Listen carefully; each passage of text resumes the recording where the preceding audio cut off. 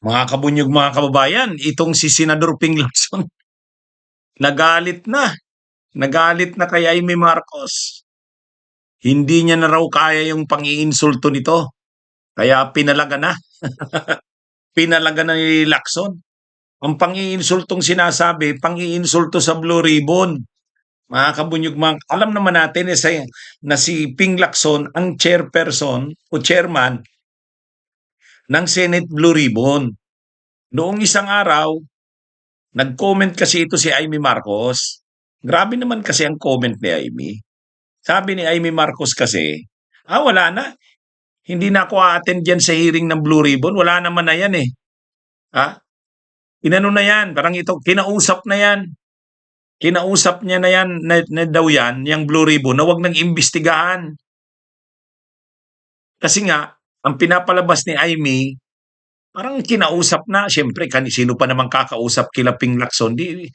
Ang ini-insinuate ni Amy, Malacanang o yung yung mga nasa taas. Oh, kinausap sila Ping Lacson na wag nang imbestigahan si ganito si ganyan. Parang palibrehin na yung mga officials, lalo na ng ehekutibo, wag nang imbestigahan. Kaya ang pinasabi ni Amy, parang wala na siyang tiwala diyan sa Blue Ribbon. Kinausap na 'yan para palibrehin, wag nang imbestigahan yung mga officials.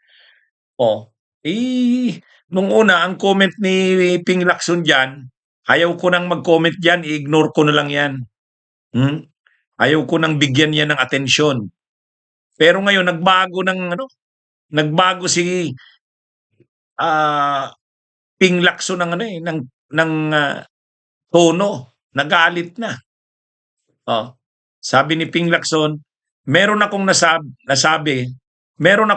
ko na ito, that the best response to nonsense is silence. Pero pagka nag-iinsulto na, hindi mo na rin pwedeng is-disregard. Kumbaga, sabi ni Lacson, totoo daw nagsabi siya na kapag nonsense, wala namang saysay ang sinasabi, ang tama dyan, wag ka na lang mag-react, i-ignore mo na lang. Kaya lang, sabi ni Lacson, pero kapag sobra naman na, nang iinsulto na, hindi na pwede yan. Hindi na pwedeng i-disregard. Sabi ni Lacson, iniinsulto niya ang Blue Ribbon Committee. Ina-undermine niya ang integridad ng committee na member din naman siya. Bakit di siya mag-attend? At tanungin niya. Yan yung mga kabunyog, mga kababayan, napiko na si Lacson. Ininsulto kasi yung Blue Ribbon na parang, ang pinapalabas kasi, parang tuta si Lacson na yung Blue Ribbon na dapat iniimbestigahan ang mga korupsyon at kahit sino man ang ma-involve ay iimbestigahan, parang ang pinapalabas ni Amy, pinapalibre yung mga executive officials lalo na. Dahil kinausap na. Parang, ang sinasabi ni Amy, kinausap na yan. Kaya hindi na raw siya a-attend dyan. Siyempre, nung una, ang sagot ni Lacson, ayaw niya na raw mag-comment yan. Ayaw niya mag-comment. Ngayon nagbago. Na-realize ni Lacson, insulto pala yung sinabi ni Na-realize ni Ping Lacson, yung mga sinabi pala ni Amy, nakaka-insulto. Inaano yung kanyang kini-question yung kanyang kredibilidad. Pero sa totoo lang, si Senador Ping Lacson, nagsabi naman si Senador Ping Lacson nung tinanong siya ng media. In-interview siya Ang sabi niya, at tinanong siya ng media, sa tingin niyo po ba mayroong mayroong mga pagiging selective sa investigasyon, ibig sabihin may pinapalampas? Sabi naman ni Ping Lacson, oo, napapansin niya may pagka-selective nga, sabi ni Ping Lacson. Kaya nga dapat imbestigahan din yung mga executive officials. Nagsabi na ng ganun si Lacson Nagsabi na ng ganun. Inamin naman ni Lacson yun na may napapansin siyang may pagka-selective. Kaya sabi niya nga, pagbalik nitong January ng session ng Senado, iimbestigahan na ang mga executive official. Sa katunayan, January 19 na yata naka-schedule eh. In-schedule na sa January 19. At malamang yung mga executive officials, papatawag na yan. Kaya ano ito? Pero yun na nga, ito kasing si Amy, masama naman yung comment kay Lacson na insulto. Nung una, parang kay Lacson, sabi niya, palampasin ko na lang yan, ayaw ko na mag-comment yan. Pero nung bandang huli, na-realize niya, grabe pala yung comment ni Amy.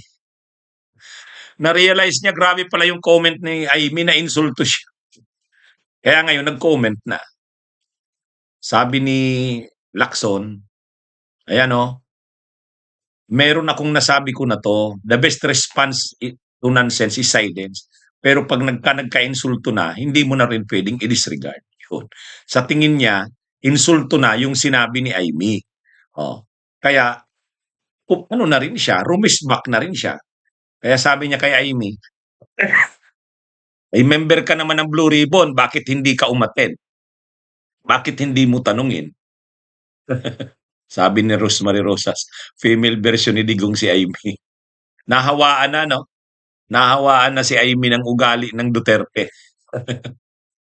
Pero ano rin, tama yun. Tama yun kay Lacson. Ha? Barahin niya ang mga ganyan. Insulto talaga sa kanya yun. Insulto naman talaga sa kanya yun. Kaya abangan natin sa January 19 kung anong gagawin ni Lacson. Kasi mag-aano na eh. Babalik na yung session ng Blue Ribbon. Dapat ipakita talaga ni Lacson, hindi totoo yung akusasyon sa kanya ni Amy. Kaya dapat imbestigahan niya talaga sa darating na January 19 yung mga executive officials. Ipatawag niya yon, sila Amina, si Lucas Bersamin, yung dalawang Yusek, si Traigib Olaybar at saka si Adrian Bersamin, ipatawag niya para ipakita niya hindi totoo yung akusasyon sa kanya. Okay, mga kabunyo, mga kabayan, magandang araw. Bunyog, bunyog, halikan na kasama ka. Bunyog, kapag buklod ay may pag-asa. Luzon, Visayas, Mindanao, isa ang pananaw. Sa bagong Pilipinas ang bunyog isisigaw. Bunyog, bunyog.